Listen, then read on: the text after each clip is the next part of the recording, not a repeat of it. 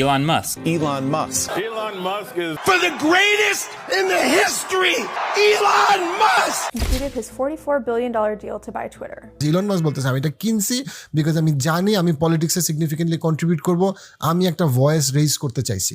so my son Xavier is dead, killed by the woke mind virus. কোন রাজনৈতিক দল আসলো বা গেল এটা ইম্পর্টেন্ট না, সংসদ ভবনের চেয়ারে কে বসলো এটা ইম্পর্টেন্ট না, ওই চেয়ারটা কোন ক্ষমতা নিয়ন্ত্রণ করে। আমি একটা রিয়াকশন দেব।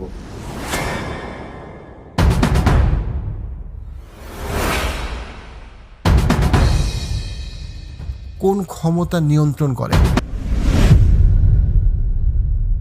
ইলন মাস্কের যে রাজনৈতিক সাফল্য, এই কেস স্টাডিটা আমরা মিস করছি, কিন্তু মুসলমানদের রাজনৈতিক ভাবনা এটা নিয়ে যখন অনেক আলোচনা চলতেছে তখন আমি মনে করি এই কেস স্টাডিটা আমার জন্য খুব ইম্পর্টেন্ট টু আন্ডারস্ট্যান্ড পৃথিবী আসলে কারা চালায়, পৃথিবী কীভাবে কাজ করে এবং এখানে আসলে পাওয়ার ডাইনামিক্স এবং রাজনীতি কীভাবে কাজ করে।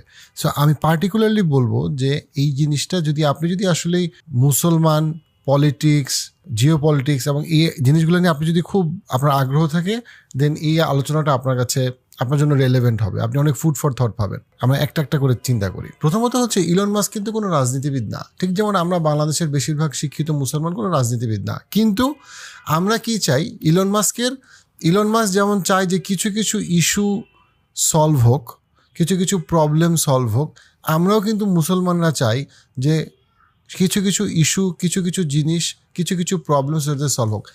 আপনি কিন্তু আসলে প্রধানমন্ত্রী হইতে চাই না, মন্ত্রী হইতে চাই না, উপদেষ্টা হইতে চাই না, কিন্তু আমরা চাই যে আমাদের সমাজ এটা পার্টিকুলার ওয়েতে চলুক, কিছু ভালো জিনিস আসুক, কিছু খারাপ জিনিস না আসুক। ইলন মাস্ক এক্স্যাক্টলি এই জিনিসটাই চায়। ইলন মাস্ককে নিয়ে দুইটা কথা বলি। প্রথমত হচ্ছে ইলন মাস্ক আমার মতে পৃথিবীর সবচেয়ে প্রতিভাবান এবং ক্ষমতাধর মানুষদের একজন। অবশ্যই তার অনেক সমালোচনা করা যেতে পারে, তার অনেক ভ্যালুজ আমার সাথে বা আমাদের সাথে ম্যাচ করে না, অবশ্যই সে সমালোচনার ঊর্ধ্বে না, অবশ্যই সে যা করে সব ভালো করে এরকম কিছু না। ইভেন উনি বিরাট ভালো মানুষ এটাও আমি বলতে রাজি না, উনি ভালো না খারাপ এটা আমি জানি না, তবে উনি অসম্ভব পাওয়ারফুল, ক্ষমতাধর এবং প্রচণ্ড রকম ট্যালেন্টেড একজন মানুষ, এ ব্যাপারে কোনো সন্দেহ নাই। ওনাকে আমি মনে করি অন্তত যে যথেষ্ট পরিমাণ আমরা মূল্যায়ন করি না, কারণ উনি বেঁচে আছে। ওনার মতো মানুষ পৃথিবীর ইতিহাসে গত 1000 বছরে যখনই আসছে, ওনারা সবাই অনেক বেশি স্বীকৃতি পাইছে মারা যাওয়ার পরে। যখন ওনারা বেঁচে ছিল তখন আনফর্চুনেটলি মানুষ ওনাদেরকে খুব বেশি একটা পাত্তা দেয় না। আমি মনে করি আজকে থেকে 50-100 বছর পরে Elon Musk will be remembered as a legend, যাকে আজকে ওই লেজেন্ডারি স্বীকৃতিটা খুব বেশি মানুষ দেয় না, because of his many unpopular controversial stance, which is fine. এবার আসে হচ্ছে কি উনি রাজনীতিতে কেন আসলো। উনি কিন্তু রাজনীতিতে ছিল না, উনি টেসলা, স্পেসএক্স, নিউরালিঙ্ক এগুলো নিয়েছিল, টেকনোলজি নিয়েছিল, বিজনেস নিয়েছিল, উনি $100 বিলিয়ন প্লাস ছিল। ওনার মতো বেশিরভাগ মানুষই কিন্তু এত অ্যাক্টিভলি এবার উনি যেভাবে রাজনীতিতে ডোনাল্ড ট্রাম্পের পিছনে কাজ করলো বা ডোনাল্ড ট্রাম্পের সাথে কাজ করলো, এটা কিন্তু ওনার মতো মানুষ বেশিরভাগই এইভাবে করে না, ওনার মতো বিলিয়নের বেশি এইভাবে এতটা অ্যাক্টিভলি করে না, বেশিরভাগের কথা বলছি। ওনাকে এই প্রশ্নটা ডক্টর জর্ডান পিটারসন, ক্লিনিক্যাল সাইকোলজির বিখ্যাত প্রফেসর, অ্যাগেইন জর্ডান পিটারসনও অনেক কিছু আছে যেটা খুবই পছন্দ করার মতো, অনেক কিছু আছে যেটা পছন্দ করার মতো না। ডক্টর জর্ডান পিটারসনকে নিয়ে আরেকদিন আলোচনা করবো। এবার উনি ক্লিনিক্যাল সাইকোলজির প্রফেসর। উনি যখন ওনাকে ইন্টারভিউতে, জাস্ট এই বছর ইন্টারভিউটা হয়, আমি পাশে লিঙ্কটা দিচ্ছি, ওকে প্রশ্ন করে যে তুমি কেন রাজনীতিতে আসলা। ইলন মাস্ককে প্রশ্ন করতেছে Jordan Peterson, who is probably ওয়ার্ল্ডের one of the most popular clinical সাইকোলজির প্রফেসর। তো উনি বলছে যে কেন আমি রাজনীতিতে আসলাম, কারণ রাজনীতিতে আসার তো তার দরকার ছিল না, সে এত বড় বড় ব্যবসা করতেছে, রকেট বানাইতেছে, অনেক কিছু করতেছে টেকনোলজিতে, কেন তুমি পলিটিক্সে আসবে যেখানে তুমি জানো যে পলিটিক্সে আসলেই তুমি আরও অনেক বেশি বিতর্কিত হবে। অলরেডি সে বিতর্কিত, সে আগে যেটার নাম ছিল টুইটার, এক্সেরও মালিক। সে তখন বলে যে আমি রাজনীতিতে আসছি কারণটা হচ্ছে আমার সন্তানকে woke ভাইরাস মেরে ফেলছে। So I wondered what's motivated you. So my son Xavier is dead, killed by the woke mind virus. আমি আবার বলি, ইলন মাস্ক বলতেছে আমার সন্তানকে woke ভাইরাস, woke মাইন্ডসেট মেরে ফেলছে, এবং সেইখান থেকে আমি বুঝতে পারছি এটা হইতে পারে না। অর্থাৎ সে একটা ইস্যুতে সে প্রচণ্ড পরিমাণে ট্রিগার্ড হয়েছে, তার কাছে মনে হয়েছে না এটা সমাজে চলতে পারে না। That is Y Elon Musk বলছে আমি টুইটারও কিনছি, খুব ইন্টারেস্টিং পয়েন্ট, আমি টুইটারও কিনছি। ওই ইন্টারভিউতে উনি বলছে, যেটাকে উনি পরবর্তীতে এক্স নাম দেয়, এবং তারপরে সে ট্রাম্পকে সাপোর্ট করা স্টার্ট করে, হিউজ ডোনেট করে ট্রাম্পের ক্যাম্পেইনে। And you know, Elon, I love Elon Musk. Gives me $45 million a month. And he didn't even mention it. He didn't mention. Eventually Trump জিতে, এবং ট্রাম্প জিতার অনেকগুলো রিজন আছে। এর মধ্যে একটা রিজন হচ্ছে ইলন মাস্ক এবং তার মতো পুরো গ্রুপের সাপোর্ট।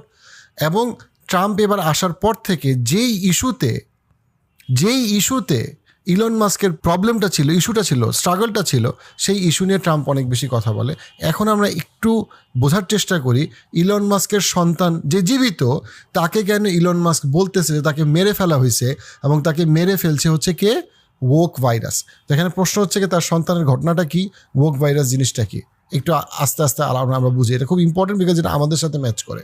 ইলন মাস্কের সন্তান, তার অনেক সন্তানের মধ্যে তার অনেকগুলো বউ বা গার্লফ্রেন্ড যেভাবে বলেন, তার প্রথম যে ঘর, তার প্রথম যে স্ত্রী গার্লফ্রেন্ড, তার ঘরে তার 6 সন্তান। তার 6 সন্তানের মধ্যে এক সন্তান, সে তার টিনেজ পিরিয়ডে সে ছেলে ছিল, বায়োলজিক্যালি সে ছেলে, সে তার জেন্ডার চেঞ্জ করে, সে সমকামিতায় ওই সন্তান দৃঢ়ভাবে বিশ্বাসী এবং সে তার জেন্ডার ট্রান্সফর্ম করে। অনেকে বলে তার মেন্টাল হেলথ ইস্যুস ছিল, অনেকে তাকে বলে যে তার অ্যাডিকশন প্রবলেম ছিল, অনেকে বলে সে সুইসাইডাল ছিল, অনেক রকম কথা আছে, এগুলোর মধ্যে পক্ষে বিপক্ষে অনেক রকম কথা আছে। বাট মূল কথা হচ্ছে সে তার জেন্ডার সমকামিতায় বিশ্বাস করে, সে তার জেন্ডার চেঞ্জ করে। ইলন মাস্ক ছিল তা এটার ঘোর বিরোধী। সে জেন্ডার চেঞ্জ করে সে একটা মেয়ে রূপে আবির্ভূত হয়। সে ছেলে ছিল এবং সে মেয়ে রূপে আবির্ভূত হয়, সে তার জেন্ডারকে চেঞ্জ করে এবং সে তার শরীরে হরমোন নেওয়া থেকে শুরু করে জেন্ডার ট্রানজিশনের যে সার্জারি সব কিছু, এবং তার নতুন নাম হয় ভিভিয়ান। এবং এইটা ইলন মাস্ককে প্রচণ্ড রকম শক করে। সে বিশ্বাস করে যে এই সমকামিতা, এই সমকামিতার যে দীক্ষা এবং যে শিক্ষা, ইডিওলজি, এই যে মতাদর্শ, এটা আমার সন্তানকে একরকম মানসিকভাবে মেরে ফেলছে, তাকে সন্তানকে শেষ করে ফেলছে। এবং তার কাছে মনে হয় যে এটা এরকম যদি চলতে থাকে, এরকম আরও যতগুলো ফিলসফি, ইডিওলজি আমাদেরকে ঢুকানো হয়েছে, তা আমাদের সমাজের জন্য খারাপ। অ্যাট দ্য সেম টাইম সে দেখতে পায় ওই সময়ের যে গভর্নমেন্ট, ইলন মাস্ক দেখতে পায়, হ্যাঁ সে এত $বিলিয়ন মালিক, কিন্তু দিনের শেষে সে আমেরিকার সবচেয়ে প্রতিভাবান উজ্জ্বল তারকা, কিন্তু দিনের শেষে তার সন্তানকে এমন একটা মতাদর্শ মেরে ফেলতেছে, সে কিছুই করতে পারতেছে না। বাই দ্য ওয়ে, এখানে বলে রাখা ভালো, ইলন মাস্ক তার অনেক বক্তব্য ক্লিয়ার করছে যে সে ফ্যামিলি ভ্যালুকে খুব কেয়ার করে, তার কাছে পরিবার খুব ইম্পর্টেন্ট, এই জন্য তার অনেক সন্তান। সো সে পরিবারকে নিয়ে সে খুব চিন্তিত। তার নেক্সট জেনারেশন, পপুলেশন গ্রোথ, এগুলো নিয়ে ইলন মাস্ক খুবই ওয়ারিড। এবং ইলন মাস্কের একটা বিখ্যাত স্টেটমেন্ট হচ্ছে, পৃথিবীতে পপুলেশন যে ইউরোপ আমেরিকায় কমে যাচ্ছে, এটার জন্য ইউরোপ আমেরিকা ধ্বংসের পথে যাচ্ছে, বা ধ্বংসের পথে যাওয়ার একটা কারণ পৃথিবীতে পপুলেশন বেড়ে যাচ্ছে। এটা কখনোই সমস্যা ছিল না, সমস্যা ছিল আমরা ওই পপুলেশনকে কীভাবে ম্যানেজ করতেছি, কীভাবে পপুলেশনকে আমি কি স্কিল শেখাচ্ছি, এডুকেশন দিচ্ছি, ডিসিপ্লিন করতেছি ইত্যাদি। সেটা আরেক দিনের আলোচনা। কিন্তু মূল কথা হচ্ছে গিয়ে যে ইলন মাস্কের যে রাজনৈতিক যাত্রা, সেই রাজনৈতিক যাত্রা শুরু হওয়ার একটা বড় কারণ ছিল, সে বলতেছে আমার সন্তানকে সমকামিতার মতাদর্শ দেওয়ার মাধ্যমে যেইভাবে আমার সন্তানকে একরকম তার বিবেককে, উনি বলতে আমার সন্তানের বিবেককে মেরে ফেলা হয়েছে, আমার সন্তানের যে মেরুদণ্ড সেটাকে ভেঙে দেওয়া হয়েছে, আমি তার বিরুদ্ধে কিছু একটা করতে চাই, এই জন্য আমি পলিটিক্সে আসছি। সেটার জন্য তার ক্ষমতা দিয়ে সে টুইটারকে কিনছে, টুইটারের নাম পরিবর্তন করে এক্স করছে। এটা নিয়ে এখনও কিন্তু টুইটার, বর্তমানে এক্স, এটা যে খুব ব্যবসায়িকভাবে সফল হয়ে গেছে এটা এখনও বলা যাবে না। অ্যাটলিস্ট তাদের শেয়ার প্রাইস যদি আমরা দেখি তাহলে আমরা বুঝতে পারবো যে এটাকে এখনও বিরাট ব্যবসা সফল বলা যাবে না। কিন্তু সে বলতেছে, ইলন মাস্ক বলতেছে, আমি এটা কিনছি বিকজ আমি জানি আমি পলিটিক্সে সিগনিফিকেন্টলি কন্ট্রিবিউট করব, আমি একটা ভয়েস রেইজ করতে চাইছি। কিসের বিরুদ্ধে? এই ওক ভাইরাসের বিরুদ্ধে। এবার এই যে ওক ভাইরাস, ওক ইডিওলজি, এই জিনিসটাকে এইটা আমরা একটু বোঝার চেষ্টা করি। ওক ইডিওলজি হচ্ছে কি একটা নিও লিবারাল মাইন্ডসেট অথবা নিও লিবারাল ইডিওলজি। একটা হচ্ছে ক্লাসিক্যাল লিবারালিজম, আর এটা হচ্ছে নিও লিবারাল যে ফিলসফি বা ইডিওলজি। এই নিও লিবারাল ইডিওলজিটা মানুষকে যেটা বোঝায় সেটা হচ্ছে গিয়ে যে সে যা করতে চায় তাই তার জন্য ভালো, এখানে তার কমিউনিটি, এখানে তার ফ্যামিলি, কোনো কিছু নিয়ে তার চিন্তা করার কোনো দরকার নাই। এবং নিওলিবারাল ইডিওলজি পৃথিবীতে জেন্ডার ট্রানজিশন অথবা উগ্র নারীবাদের সব ফর্ম উগ্র না, কিন্তু উগ্র নারীবাদ এবং ব্যক্তি স্বাধীনতার একটা চরম এক্সপ্রেশন। ওক ইডিওলজি নিয়ে আমরা আরেকটা সেপারেট এপিসোড করতে পারি। কিন্তু আমরা যদি রাশিয়া বলি, আমরা যদি চায়না বলি, ইভেন আমরা যদি সিঙ্গাপুরের কথা বলি, তারা প্রচণ্ড রকম ওক ইডিওলজির বিরুদ্ধে। এবং একটা সজাগ, জাগ্রত, শিক্ষিত মুসলমান সবসময় woke ইডিওলজির বিরোধিতা করাটাই তার জন্য স্বাভাবিক, কারণ woke ইডিওলজি যেই সমাজে বাড়ছে সেই সমাজের পরিবারগুলো ভেঙে গেছে, মানুষের মধ্যে অ্যাডিকশন এবং মেন্টাল হেলথ প্রবলেম বাড়ছে এবং ওই সমাজগুলোতে সমকামিতা বাড়ছে। এতটুকু বলে আপাতত আমরা woke ইডিওলজিটাকে আপাতত এখানে পজ দিই, দিয়ে আমরা আসি ইলন মাস্কের যাত্রায়। অর্থাৎ ইলন মাস্ক তার সন্তানের যে জেন্ডার ট্রানজিশন, লিঙ্গ পরিবর্তন, তার যে সার্জারি এবং যে হরমোন ইনটেক, এইটাতে উনি এত বেশি ধাক্কা খাইছে যে উনি মনে করছে আমার এত টাকা, এত কিছু দিয়ে আমার লাভ কি যদি আমি আমার সন্তানদেরকে বাঁচাইতে না পারি। ইলন মাস্ক তারপরে কি করলো? ইলন মাস্ক বুঝতে পারলো যে এটার বিরুদ্ধে যারা কথা বলতেছে এবং যেই প্রেসিডেন্সিয়াল ক্যান্ডিডেট তার যে ইস্যু বা তার যে ভ্যালুজ সেটাকেই গুরুত্ব দিবে, সেই জায়গাটা থেকে সে ডোনাল্ড ট্রাম্পের সাথে একসাথে হইল এবং তার সাথে যত ইউটিউবার অথবা যত ইনফ্লুয়েন্সিয়াল মানুষ আছে, ব্যবসায়ীরা আছে, তাদেরকে সে এক করা স্টার্ট করলো এবং এক করে সে একটা লবি ফর্ম করলো। সেই লবি ডোনেট করলো, সোশ্যাল মিডিয়ায় সাপোর্ট করলো এবং এটা একটা বড় কারণ যে কেন ডোনাল্ড ট্রাম্প এবার জিতছে। এটা একমাত্র কারণ না, বাট এটা একটা বড় কারণ। এবং আমরা যদি খেয়াল করি 2016 থেকে 2020 সাল পর্যন্ত যখন ডোনাল্ড ট্রাম্প ছিল তখন কিন্তু সে সমকামিতার বিরুদ্ধে এত বেশি বক্তব্য দেয় নাই। খুব হালকা কিছু বক্তব্য পাওয়া যাবে, বাট খুব বোল্ডলি সে সমকামিতার বিরুদ্ধে বলে নাই। বাট আপনি যদি এইবার খেয়াল করেন, ডোনাল্ড ট্রাম্প তার প্রেসিডেন্সিয়াল ক্যাম্পেইন থেকে শুরু করে তার পরবর্তীতে সে খুব অ্যাক্টিভলি সমকামিতার বিরুদ্ধে কথা বলে যাচ্ছে, সমকামিতার বিরুদ্ধে সে অ্যাক্টিভলি কথা বলে যাচ্ছে। খেয়াল করছেন ইলন মাস্ক যেই জন্য রাজনীতিতে আসছে, খেয়াল করেন সেটা কিভাবে ট্রান্সলেট করতেছে সে রাজনীতিতে, সে কিভাবে তার কাছে যে ইস্যুটা ইম্পর্টেন্ট মনে হয় সেটাকে সে কিভাবে রাজনীতিতে সে কিভাবে প্রতিফলনটা করলো। এবং অলরেডি ইলন মাস্ক টুইটারে অনেকগুলা স্ট্যান্স নিছে ট্রাম্প জিতার পরে, কিভাবে সে আসলে সমকামিতা অথবা এই woke মাইন্ডসেটকে কিভাবে সে দমাইতে পারে। এই ব্যাপারে কিন্তু আবার ইলন মাস্কের সাথে ফেসবুক অথবা অন্য যারা সোশ্যাল মিডিয়ার যারা জায়েন্ট তারা কিন্তু একমত না, কিন্তু ইলন মাস্ক সবচেয়ে অ্যাগ্রেসিভলি সে যেটাতে বিশ্বাস করে সেটাকে সে প্রসার করে যাচ্ছে। অর্থাৎ ইলন মাস্ক যে পৃথিবী দেখতে চায় সেই পৃথিবী তৈরি করার জন্য ইলন মাস্ক কাজ করতেছে এবং সে ঠিক জায়গায় সে টাকাটা ইনভেস্ট করতেছে, ঠিক জায়গাটায় সে তার ন্যারেটিভটাকে দিচ্ছে এবং এইভাবে করে সে তার ইস্যুটাকে নিয়ে সামনে আগায় যাচ্ছে। আমাদের মুসলমানদেরও কিন্তু এরকম কিছু ইস্যু আছে। এখন আমরা বলি যে কতগুলা ইম্পর্টেন্ট শিক্ষা, যেই শিক্ষাগুলা আমরা নিতে পারি ইলন মাস্কের থেকে, যে আমাদের মুসলমানদের বাংলাদেশের কনটেক্সটে অথবা সারা বিশ্বের কনটেক্সটে, মুসলিম উম্মার কনটেক্সটে, যে এই যে ইলন মাস্কের যে স্ট্র্যাটেজিটা, সেই স্ট্র্যাটেজি থেকে আমরা ইম্পর্টেন্ট কি জিনিস বা সবাই আমরা কি ইম্পর্টেন্ট জিনিস শিখতে পারি। এর মধ্যে 1 নম্বর যেটা ইম্পর্টেন্ট জিনিস সেটা হচ্ছে রাজনীতি করা ইম্পর্টেন্ট না, রাজনীতিকে ইনফ্লুয়েন্স করার জন্য। আপনাকে প্রধানমন্ত্রী হইতে হবে, রাষ্ট্রপতি হইতে হবে, এমপি হইতে পারে সবসময় ইম্পর্টেন্ট না, বরং আপনি এমন কেউ হইতে পারেন, এমন একটা পাওয়ার হাউস বা লবি হইতে পারেন যেই লবি পলিটিক্সকে ইনফ্লুয়েন্স করে। এইটা আমরা মুসলমান অনেক সময় বুঝি না, আমরা মনে করি ইটস অল অ্যাবাউট ওই মানুষটা, বাট যে রাজনীতি করতেছে তার পিছনে একটা বড় পাওয়ার হাউস আছে। যে পাওয়ার হাউসকে যদি আপনি কন্ট্রোল করতে পারেন তখনই আপনি পলিটিক্সকে পার্মানেন্টলি কন্ট্রিবিউট করতে পারবেন। একটা খুব ভালো এক্সাম্পল হচ্ছে গিয়ে AIPAC, AIPAC, আমেরিকা ইসরায়েল যে লবি, যেই লবিটা সবসময় আমেরিকার যে হোয়াইট হাউসকে বলা হয় কন্ট্রোল করে হচ্ছে AIPAC। অর্থাৎ ইসরায়েলি একটা লবি আমেরিকাতে বসে আছে, যেই লবিটা বেসিক্যালি ইসরায়েলের পক্ষে আমেরিকার ফরেন পলিসিকে সবসময় ইনফ্লুয়েন্স করে। ডেমোক্রেটরা আসুক অথবা আপনার রিপাবলিকানরা আসুক না কেন, তারা সবাই AIPAC-এর কাছে গিয়ে মোটামুটি কান ধরে দাঁড়ায় থাকে, মানে যা বলবেন ভাই আমরা তাই শুনবো। এই লবিটা এত পাওয়ারফুল। সেম ওয়েতে ইলন মাস্ক একটা লবি তৈরি করছে, যেই লবিটা এইবারের ইলেকশনে AIPAC-এর থেকেও বেশি পাওয়ারফুল হয়তো বা বলা যেতে পারে, বা AIPAC-এর মতো পাওয়ারফুল ছিল। কিন্তু মুসলমানরা এই লবি তৈরি করতে পারে না, মুসলমানদের কোনো লবি নেই, মুসলমানরা একসাথে হইতে পারে না, ঐক্যবদ্ধ হইতে পারে না। মুসলমানরা বুঝে না যে হ্যাঁ আমাদের হয়তো অনেক দ্বিমত থাকতে পারে, কিন্তু আমাদের ব্যবসায়িক, আমাদের সাংবাদিক, আমাদের যারা লাইক মাইন্ডেড অথবা যারা কোনো একটা পার্টিকুলার ইস্যুতে আমরা একমত হয়েছি, এই ইস্যুর জন্য আমরা ঐক্যবদ্ধ হই। ঐক্যবদ্ধ হইলে কী হবে, আমরা একটা লবি এবং একটা ফোর্স তৈরি করব, যেই ফোর্সটার ইকোনমিক পাওয়ার আছে, মিডিয়া পাওয়ার আছে, এবং এই ফোর্সটা দিয়ে আমরা যদি আমাদের ওই রাজনৈতিক দলকে যদি আমরা পুশ করি, তাহলে ওই রাজনৈতিক দল বাধ্য থাকবে আমাদের ইস্যুটাকে গুরুত্ব দিতে। 1 নম্বর বিষয় হচ্ছে রাজনীতি যদি আপনি অংশগ্রহণ না করেন, রাজনীতি আপনাকে নিয়ে খেলবে। দেখেন, সবার রাজনীতিবিদ হওয়ার কোনো প্রয়োজন নাই। আমি সবাইকে রাজনীতিবিদ হইতে বলিও না, আমি নিজেও রাজনীতিবিদ না হওয়ার চিন্তাও রাখি না।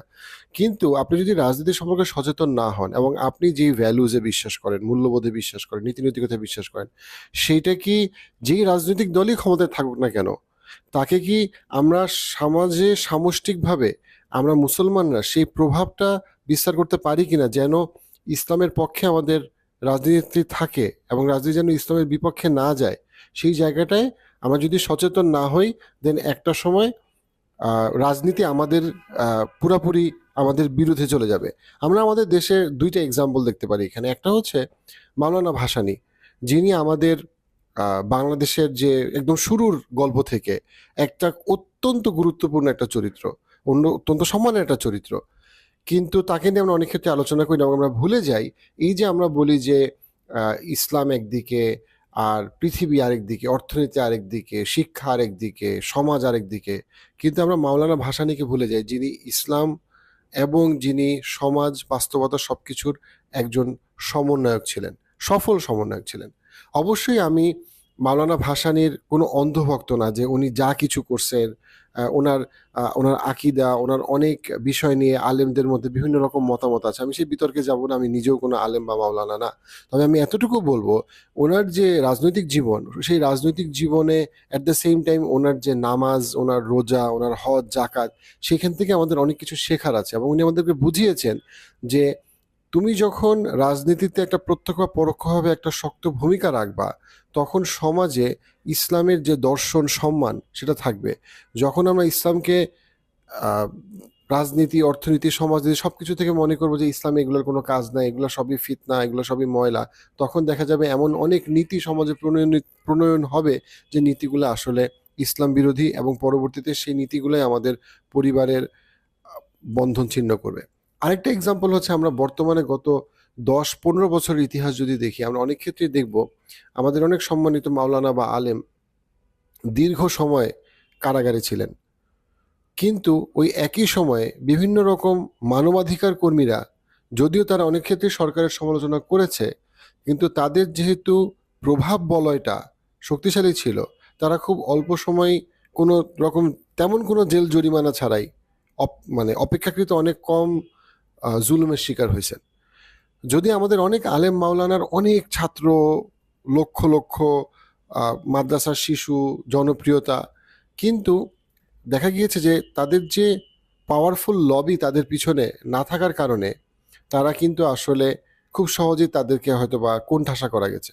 অপরদিকে অনেক মানবাধিকার কর্মীরা যারা উচ্চ পদে কাজ করেন, তারা যখন সরকারের সমালোচনা করছে, অবশ্যই সরকার তাতে খুশি ছিল না, আমি পুরাতন সরকারদের কথা বলছি বা সরকার প্রধানদের কথা বলছি, কিন্তু তারা কিন্তু মানবাধিকার কর্মীদের বিরুদ্ধে খুব বেশি দূর কিছু করতে পারেনি কম্পেয়ার টু কত হাজারো মাওলানা জুলুমের শিকার হয়েছে।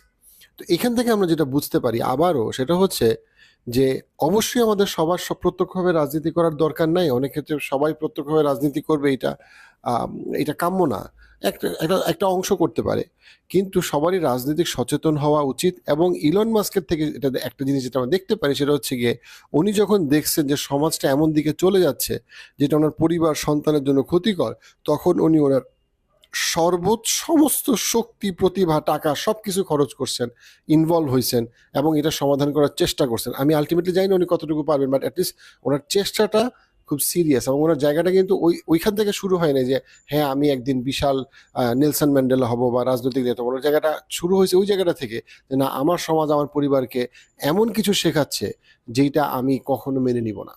দ্বিতীয় যে বিষয়টা, সেটা হচ্ছে আমাদের দেশে এখন অনেক মানুষ আছে যারা মনে করে, শিক্ষিত মানুষ যারা হয়তো বা আমি ধর্মীয় দৃষ্টিকোণ তো আপাতত বাদ দিছি, এটার ব্যাপারে কোনো সন্দেহ নাই যে সমকামিতা ধর্মীয় দৃষ্টিতে সাধারণভাবে হারাম, কিন্তু যে বিষয়টা আমি বলতে চাচ্ছি সেটা হচ্ছে অনেক শিক্ষিত মানুষ সমকামিতাকে মনে করে যে বাংলাদেশে তো আসলে মানুষ খুব একটা পড়াশোনা করে না, খুব একটা শিক্ষিত না, এই জন্য মানুষ আসলে সমকামিতা আর যে সমাজে যে প্রচার প্রসার এটার বিরোধিতা করে। বাংলাদেশের মানুষ যদি আরো শিক্ষিত হইতো, আরো সভ্য হইতো, তাহলে তারা আসলে সমকামিতার পক্ষে সবসময় কথা বলতো, রাস্তায় রাস্তায় আমরা সমকামিতার পোস্টার দেখতাম, ইত্যাদি ইত্যাদি। তাদের জন্য এটা আরেকটা গুরুত্বপূর্ণ বিষয়।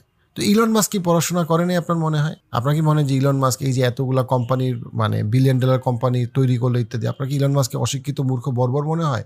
ইলন মাস্কের তুলনায় কি আপনার নিজেকে অসভ্য মনে হয় না? মানে অ্যাটলিস্ট অন্তত শিক্ষাগত যোগ্যতা অথবা তার যে মানে ক্ষমতা অথবা তার যে কাজ, সেটার তুলনায় আপনার কাছে মনে হয় না আপনি একটা লো অ্যাচিভার? আপনার তো মনে হওয়া উচিত। সো আচ্ছা, আমরা জাপানের দিকে তাকাই। জাপান কি সমকামিতার পক্ষে খুব বেশি কথা বলতেছে? ওরা কি সমাজে সমকামিতার প্রচার প্রসারের পক্ষে? না। ইটালি না, সমকামিতার পক্ষে না। পৃথিবীর বহু দেশ সমকামিতার পক্ষে না। তাহলে আপনি কেন মনে করেন যে বাংলাদেশ মানুষ যদি আরও সভ্য এবং শিক্ষিত হয় তাহলে তাকে এটার একটা সাইন হইল যে আমরা সমকামিতাকে আমরা খুব প্রচার প্রসার করে বেড়াবো? না, যে ব্যক্তি সমকামী তার ক্ষেত্রে আমাদের রাষ্ট্রীয় আইন তো অলরেডি বলাই আছে যে তার ক্ষেত্রে কি মানে বাস্তবতা কি হবে। সেখানে আমি সমকামিতার প্রচার প্রসার আমাকে চাইতে হবে কেন? যদি আমি শিক্ষিত সভ্য হই, কেন? এটা তো হইতে হবে না। এবং এটা একটা ভালো এক্সাম্পল হচ্ছে প্রফেসর জর্ডান পিটারসনের মতো ক্লিনিক্যাল সাইকোলজিস্ট অথবা ইলন মাস্কের মতো মানুষ অথবা এরকম আরও অনেক মানুষ, তারা তো আসলে সমকামিতার পক্ষে না। শুধু পক্ষে না সেটা না, তারা মনে করতে যে তার সন্তান যখন সমকামিতার যে ন্যারেটিভ, ওই ন্যারেটিভকে যখন জেন্ডার চেঞ্জ করছে, ইলন মাস্ক বলতেছে যে অ্যাজ ইফ সে আমার সন্তানকে মেরে ফেলা হয়েছে। That's a big statement. এবং এই স্টেটমেন্ট যদি বাংলাদেশের কোনো হুজুর দিত তাহলে আপনারা বলতেন যে ও বাংলাদেশের হুজুরা তো অশিক্ষিত মূর্খ বর্বর। কেন? আমাদের ইসলাম কি আমাদেরকে আরও সুন্দর পথ প্রদর্শন করে নাই? অবশ্যই করছে। অবশ্যই এটাকে শুধু একদিকে এটা মানে এটার হারামের যে ধর্মীয় দৃষ্টিকোণটা সেটা তো অবশ্যই গুরুত্বপূর্ণ, বাট পাশাপাশি আমাদের যে ওভারঅল যে ওয়েলবিংয়ে অথবা আমাদের যে এডুকেশন অথবা আমাদের যে মডার্ন সায়েন্স টেকনোলজি সব কিছু, আমাদের যে প্রগতি এবং উন্নতি, এইটার যে চিহ্ন হিসেবে আমরা মনে করি যে আমাদের সবার সমকামিতাকে সমর্থন করা উচিত, এটা আসলে একেবারে একটা ভুল চিন্তা। বরং যারা এই চিন্তাটা করে যে ও যত বেশি শিক্ষিত, যত বেশি সভ্য, তত বেশি সমকামিতার পক্ষে আমাদের কথা বলা উচিত, তাদের নিজেদের আসলে আবারও পড়া উচিত, যাচাই করা উচিত যে এই যে আমি সমকামিতার পক্ষে এত স্ট্যান্স নিচ্ছি, এটা আসলে সমাজের জন্য কতটুকু ভালো বা কতটুকু উপকারী। কেন আমি এটাকে আগেই মনে করতেছি ও আসলে কিছু অসভ্য বর্বর জঙ্গলি মানুষ আসলে সমকামিতার বিরুদ্ধে কথা বলে, সভ্য হইলে মানুষজন সমকামিতার পক্ষে কথা বলে। এই জায়গাটা থেকে আমাদের শিক্ষিত সমাজের সরে আসার এটাই উত্তম সময়। হ্যাঁ, কেউ যদি সমকামিতা নিয়ে সাফার করে, কোনো একজন ব্যক্তি কোনো মানসিক রোগ নিয়ে অথবা জেন্ডার ডিসফোরিয়া নিয়ে যদি কেউ সাফার করে, দেন সে হেল্প সিক করবে। কিন্তু ওই হেল্প সিক করবে বা ওই ছোট্ট একটা কমিউনিটি হেল্প সিক করবে, এইটার মানে এইটা না যে সমাজের সব জায়গায় আমরা এখন সমকামিতার প্রচার প্রসার করে বেড়াবো, অ্যাজ ইফ সমকামী হওয়াই মানে হচ্ছে উন্নতির শিখরে পৌঁছানো। সো এই বিষয়গুলো আমরা ইলন মাস্কের রাজনীতি থেকে আমরা শিখতে পারি যে ইটস নট অল অ্যাবাউট পলিটিক্সে ফোকাস করা, ইটস অ্যাবাউট পাওয়ারে ফোকাস করা, যেই পাওয়ারটা ওই পলিটিক্সকে ইনফ্লুয়েন্স করে। এবং ওই পাওয়ারের স্টেক হোল্ডার যখন আমরা মুসলমানরা হইতে পারবো বা হব ঐক্যবদ্ধভাবে, তখন অটোমেটিক্যালি আমরা যেই ইস্যুগুলা বা যেই ভ্যালুসগুলা বা যে মতাদর্শগুলো সমাজে দিতে চাই, তখন আমরা দিতে পারবো কোনো রকম ঝামেলা ছাড়া। সো আমাদের ফোকাসটা থাকা উচিত যে পাওয়ার শিফটিংটা সারা পৃথিবীতে কীভাবে হচ্ছে। এই কথাটা বলে আমি শেষ করতেছি। আমি লাস্ট একটা ভিডিও করছিলাম ব্ল্যাক রকের উপরে, যেখানে আমি দেখাইছি যে ব্ল্যাক রক কীভাবে হোয়াইট হাউসকে ইনফ্লুয়েন্স করে, ব্ল্যাক রক কীভাবে আমেরিকান ইলেকশনের থেকে অনেক বেশি পাওয়ারফুল। আমেরিকান এবারের ইলেকশনের মাত্র 1 সপ্তাহ আগে ব্ল্যাক রকের যে হেড সিইও, উনি ওনার একটা বক্তব্যে বলছেন আমেরিকার ইলেকশন নিয়ে আমরা আসলে চিন্তিত না, কারণ আমেরিকার ইলেকশনের রেজাল্ট যাই আসুক ব্ল্যাক রক তার কাজ করে যাবে। অর্থাৎ black rock is way more powerful than the election outcome. এবং এক্স্যাক্টলি আমাদের মুসলমানদেরকে কালেকটিভলি বাংলাদেশে এটা চিন্তা করতে হবে যে কোন রাজনৈতিক দল আসলো বা গেল, এইটা ইম্পর্টেন্ট না। সংসদ ভবনের চেয়ারে কে বসলো এইটা আসলে মূল বিষয়টা, ওইখানে ক্ষমতা না। ক্ষমতাটা হচ্ছে ওই চেয়ারটা কোন ক্ষমতা নিয়ন্ত্রণ করে, কোন লবি, কোন পাওয়ার হাউস, ওই চেয়ারগুলোকে কারা আসলে পিছন থেকে নিয়ন্ত্রণ করে। ওই যেই পর্দার আড়ালের যে মূল ক্ষমতা, মূল যে লবি, আমেরিকার ক্ষেত্রে সেটা এইপ্যাক, আমেরিকার ক্ষেত্রে সেটা ব্ল্যাক রক, আমেরিকার ক্ষেত্রে সেটা বর্তমানে ইলন মাস্কের যে টোটাল লবি, সেই লবিটা। আর বাংলাদেশের ক্ষেত্রে এরকম যে পিছনের যে থিঙ্ক ট্যাঙ্ক প্ল্যাটফর্মগুলো বা পাওয়ার হাউসগুলো বা সোশ্যাল ইনস্টিটিউটগুলো, যেগুলো আস্তে আস্তে এই পলিটিক্সকে কন্ট্রোল করবে, এই রাজনীতিকে কন্ট্রোল করবে, সেই পাওয়ার হাউসে যদি আমরা মুসলমানরা আমরা যে সমাজ দেখতে চাই, তারা যদি না থাকি বা না সেটার অংশ হইতে পারি, তাহলে আমি আর আপনি যেই বাংলাদেশকে দেখতে চাই সেই বাংলাদেশ জীবনও হবে না। আর আমরা যদি ওই পাওয়ার হাউসের অংশ হই, দেন ইরেসপেক্টিভ অফ কোন এমপি, কোন মন্ত্রী, কোন প্রাইম মিনিস্টার আসলো বা গেল, আমরা যে সমাজটা বা যে বাংলাদেশটা দেখতে চাই সেই বাংলাদেশটা আমরা দেখতে পারবো।